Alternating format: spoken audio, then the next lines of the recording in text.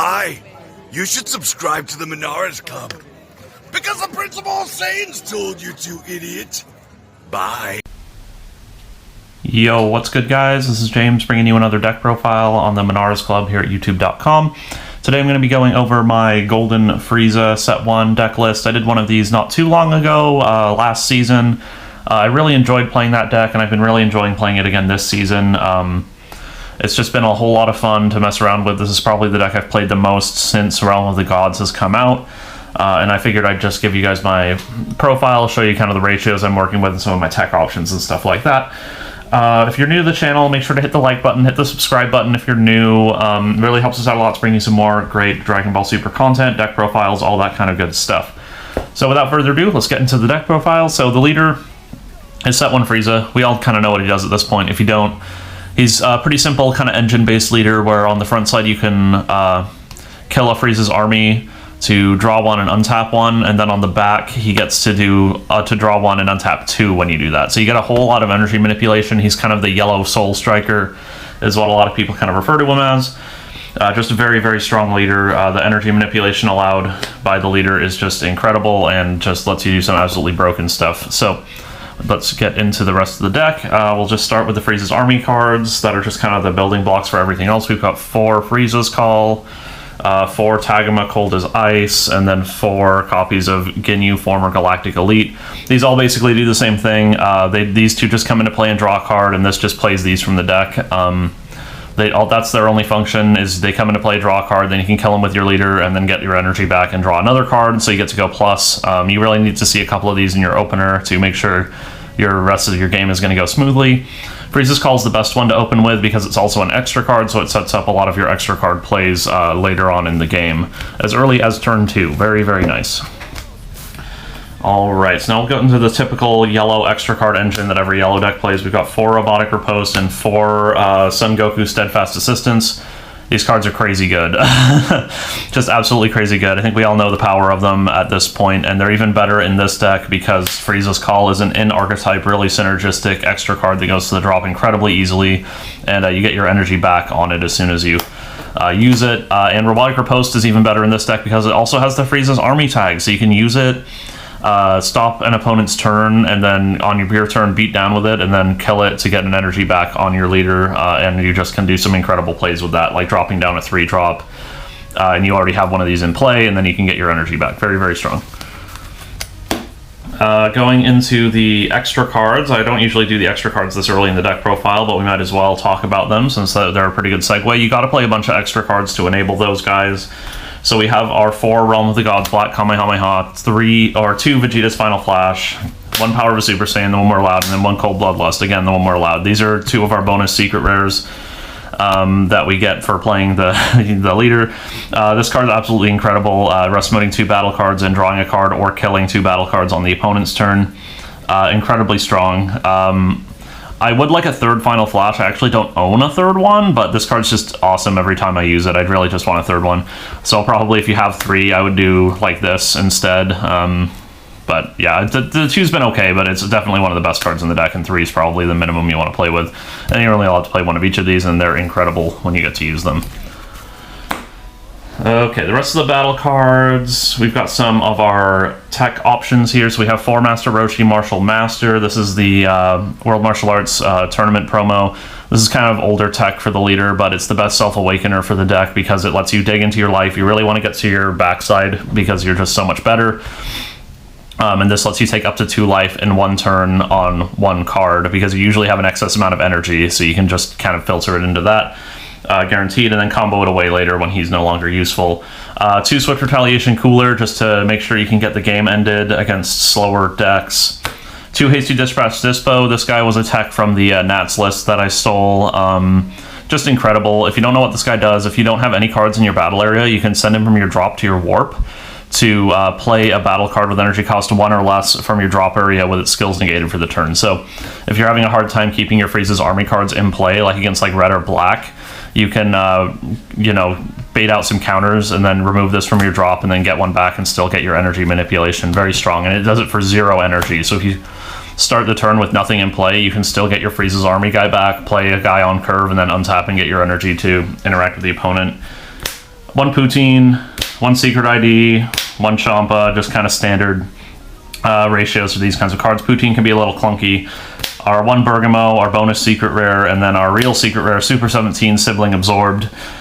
This probably isn't the best secret rare to play in the deck, but I like him because he is Super 17, so he's really cool, and he can do some really tricky stuff. You can do some really nice stuff with him, but for the most part, probably Supreme Kai of Time or Pan is a better secret rare, but I just like him, so that's what I'm playing.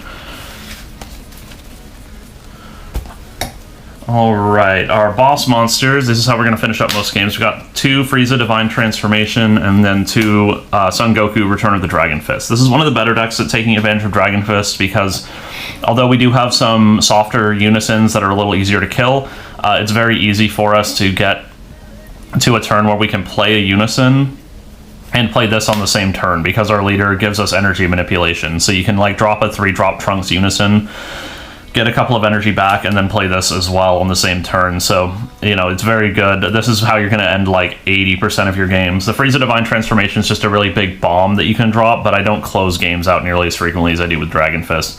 Very strong card though, both of them very, very good. Our unisons, that's a good little segue for that. We've got 1 Mechikabra and then 3 Trunks. I was playing 2 and 2 before, but the Trunks is just so crazy good, and he just keeps getting better and better. Anytime you're sitting across from like the hate drops with like, you know, like Whis, Godly Destruction Whis, Godly Destruction Whis, and like the Vegeta from the Gogeta deck, you really just want to be able to kill those off as soon as possible. East Kai from blue decks too, you just want to be able to kill them off, so this guy's really great. This guy's just a crusher in the mid-range and control mirrors though, just absolutely incredible card. So yeah, you probably want to play 4 between unisons between all of these, but I just like this split right now. I've even considered just going up to 4 Trunks and 0 Mechi. Trunks is just that good. And then our super combos, we've got 3 Krillin, because our deck can be a little clunky with all the extra cards. You need that filter. And then 1 Skill Steal Chilai. This card's really good right now. Losing the 3 copies of Power of a Super Saiyan, I was playing Zamasu in here before, but I recently swapped it out because you actually, with the Goku Black Kamehameha, you have so much battle card interaction, but almost no unison interaction, because that can't rest unison. So the Skill Steal Chilai lets you still interact with unisons and leaders. Very good. I'd even consider playing 2 of it over one of the Krillins. It's just you need that filter really bad in this deck, because it can be kind of clunky in the later stages of the game. Alright, the side deck, this is primed for a best of 1 pre-side, because that's what we play locally. So this is my kind of side deck to kind of adjust the deck. Your mileage may vary with some of my tech choices, because those for a lot of the local meta, but we've got 2 Vegeta Unison of Fury to stop like Gogeta, U7, all those decks that just kind of cheat out battle cards. It's just really good against so many matchups now. We've got 2 Vegeta Striving to be the Best. This is an older card. If you don't know what it does, it's auto. When you play this card, choose up to one of your opponent's battle cards, ignoring Barrier in rest mode, with Barrier, ignoring Barrier in rest mode, and KO it, and if you do, you switch one of your energy to active mode. So it essentially is a 1-drop kill, like a Lord Slug. If you can get your opponent's Trunks in rest mode in the Trunks-Vegeta matchup, because they block, you can do that and pop it. Against Mechikabra recently, I brought it in because it stops the Masked King, or the King Vegeta, Kingdom Lost, because you can just come in and pop it, and then you get an energy back. It's just, this card's really, really good. It's just been awesome for me. Son Goku, Absolute Annihilation. We got 2 of these for the control mirrors. This is really, really good against blue, especially because it stops them from getting energy pluses, and, you know, just locking them down. 2 Forbidden Power, because we have, up in the Pacific Northwest here, we have a very aggro-heavy meta, so I really need to be prepared for those really blitzy decks. 2 Hellfighter 17, the Neutralizer.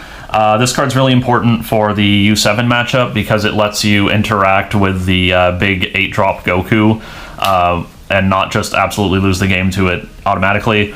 This card's from set 9. It's a counterplay. Play this card. During your opponent's turn, reduce the energy cost of it in your hand by 1. Then when you play it, or it's placed in the drop area by an opponent's skill, you choose up to one of your opponent's battle cards to negate its skills for the turn. So against the Goku, when they go for the big drop, you can drop this, because it gets around Deflect, because it's just a counterplay play and then auto. And then you choose the Goku, negate its skills, then you don't get your hand ripped and you don't get double strike dual attack. Very, very strong. All right, yeah, so that's really, really important. I have played a blue-yellow version using Zamasu the Eliminator instead, and that can do kind of a similar thing where you can rest mode the Goku. So that's kind of the main reason I like the blue-yellow version as well. This is a mono-yellow build, obviously, but if you guys want to see my blue-yellow build of the deck, let me know in the comment section below. I can kind of show you what the blue-yellow package looks like. But I've been liking the mono-yellow a lot. 1 max power Kamehameha. This card is just really, really good. You need this for like Sin Shenron, and a lot of, this is really good against Gogeta and U7 as well, because you can take care of their really big battle cards. 1 Frieza Divine Transformation. I really wanted this for blue, because, as I said, you win most of your games off of Dragon Fist, and Dragon Fist is really, really bad against blue, because if they just leave their Boo Agent of Destruction up, then they can't, then they can just bottom deck it, and you just lose out on a whole bunch of energy. Whereas blue has a really tough time against this guy because he can't be removed by skills, and he punishes them if they activate a counter. 1 SS Rose Goku Black, Future on the Line. This is kind of an iffy spot. This is just nice for like the mid-range mirrors. It's especially good when you're bringing it in with the Absolute Might, because you can just really get their energy locked down, and this is a battle card with barrier that kind of just sits in play to make sure you can keep 2 battle cards in play to play this guy out. And you do have the energy manipulation in order to play this a lot of the time. He's really strong. It's just, I could see this maybe becoming another max power Kamehameha. We've got 1 Godly Destruction Whis, just to be really annoying for the blue players in the room. This is just kind of another kind of whatever side deck slot. I haven't loved this one. This one I could easily see again being like another max power Kamehameha. And then I have 1 more Poutine the Dark Sorcerer, just for when you're adjusting your ratios. There's some matchups where you really want the extra Poutine. It's just really, really relevant. Like against Gogeta, you really want to see one of these early. Or against like, there's a whole bunch of decks where this is more useful than some of your other more clunky cards, and you can like kind of swap them out, like swap out like Champa for this, because they're both off-color cards, or swap out Dispo for this, because again, they're off-color. But yeah, that's the deck list, guys. It runs really, really smoothly. It's just kind of a nice little mid-range control style deck, which is what I've really been enjoying playing lately. If you have any suggestions for the side deck, let me know. I know there's a lot of cool little tech options you can play. These ones have been really, really good for me. These are the ones I'm a little bit more iffy on. These are kind of like my flex slots in the side deck right now, whereas these are the ones I definitely want to keep, probably for the long run, for the rest of the format at least. So yeah, also let me know if you want to see the blue-yellow version. It's just like a 10-card blue-yellow package that comes and swaps out for some of the good stuff, yellow cards I have in the main deck right now. But yeah, thanks for checking out the video, guys. Make sure to hit that like button, hit that subscribe button, and I'll see you in the next one. Bye.